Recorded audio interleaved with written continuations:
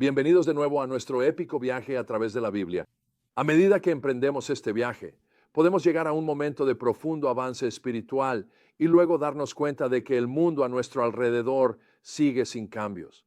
La historia de Jacob y su familia y las consecuencias de su lucha con Dios es un recordatorio conmovedor de que, aunque el poder transformador de Dios es real, seguimos viviendo en un mundo caído donde el pecado y sus consecuencias están demasiado presentes.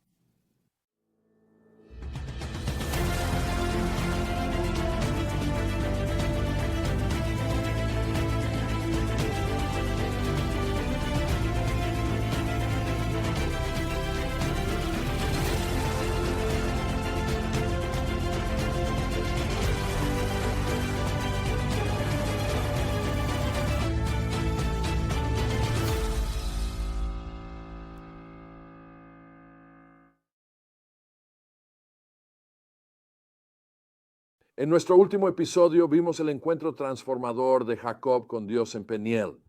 Salió de aquella noche transformado para siempre, con un nuevo nombre, Israel, y un renovado sentido de la presencia y el propósito de Dios en su vida. Pero al retomar la historia en Génesis 34, vemos rápidamente que la transformación personal de Jacob no se tradujo automáticamente en un cambio para su familia o su entorno. La desgracia ocurre cuando Siquem, un príncipe de la región, abusa de Dina, la hija de Jacob. Es un crimen atroz, uno que deja a los hijos de Jacob ardiendo de furia y sedientos de venganza. Pero en lugar de buscar la sabiduría o la justicia de Dios, recurren al engaño, el mismo pecado que una vez atrapó a Jacob. Fingen negociar la paz con Siquem y su pueblo, pero planean un ataque letal mientras los hombres están vulnerables tras la circuncisión. Es una imagen impactante de cómo el ciclo del pecado y la represalia puede salirse rápidamente de control. Lo que comienza como un acto de maldad contra Dina se convierte en una masacre vengativa, con los hijos de Jacob saqueando la ciudad y tomando cautivas a sus mujeres y niños. Al intentar corregir una injusticia mediante sus propios planes, solo multiplican el dolor y la devastación. Jacob está horrorizado por las acciones de sus hijos, reconociendo el peligro que representa su violencia para la familia. Me habéis traído problemas, clama en Génesis 34:30, haciéndome aborrecible ante los habitantes de la tierra.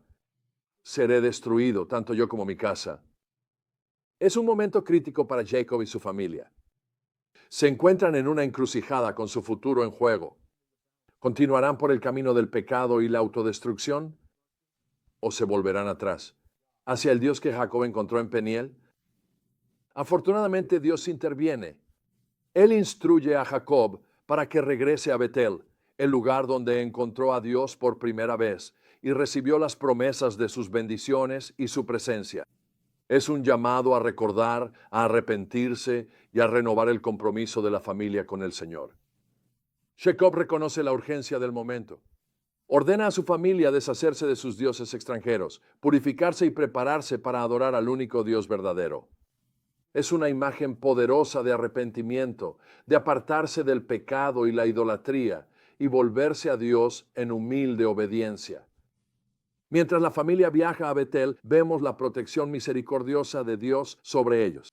A pesar de la violencia que habían cometido, Génesis 35:5 nos dice que, cito, un terror de Dios cayó sobre las ciudades circundantes, impidiendo cualquier represalia contra la familia de Jacob.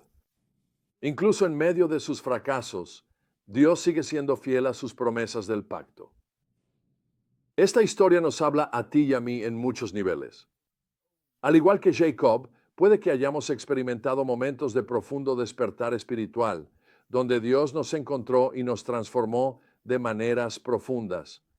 Pero esos momentos en la cima de la montaña no nos libran de los valles en un mundo caído. Seguimos enfrentando la tentación, la tragedia y las consecuencias del pecado, tanto el nuestro como el de los demás. Cuando nos encontramos en esos valles, es fácil recurrir a nuestras antiguas formas de afrontamiento, ya sea la ira, la venganza, la automedicación o tratar de controlar la situación con nuestras propias estrategias. Pero la historia de Jacob nos recuerda que hay otro camino, el camino del arrepentimiento y el regreso. La iglesia perseguida en Rumania es un poderoso ejemplo de lo que puede suceder cuando el pueblo de Dios se arrepiente y regresa a su primer amor. En la década de 1970, en el punto álgido de la opresión comunista, un pastor comenzó a llamar al avivamiento entre los creyentes. Su iglesia era buena, pero dormía en medio de la oscuridad de su nación. A los cristianos se les conocía de manera despectiva como arrepentidos debido al cambio radical en sus vidas cuando se convertían en seguidores de Jesús. Pero este pastor predicó un mensaje audaz.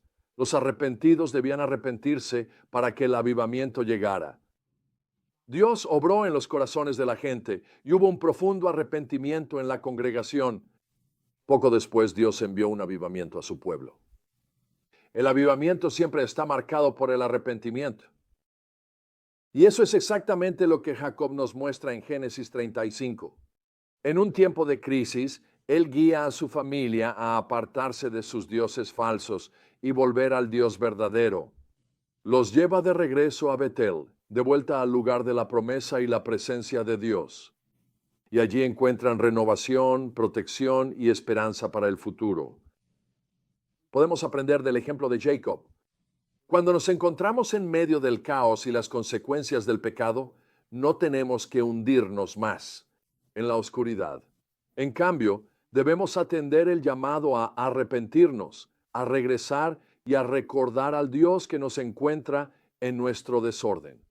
Debemos dejar de lado nuestros ídolos, nuestra autosuficiencia, nuestra amargura y nuestro orgullo.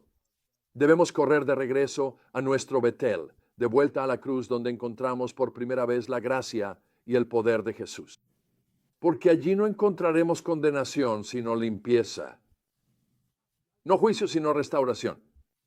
No a un Dios sorprendido por nuestros fracasos, sino a un Salvador que se especializa en redimirlos para su gloria y para nuestro bien. Así que trae tu quebranto, trae tu carga y trae tus pecados persistentes. Déjalos a los pies de Jesús y permite que Él te guíe a una vida renovada.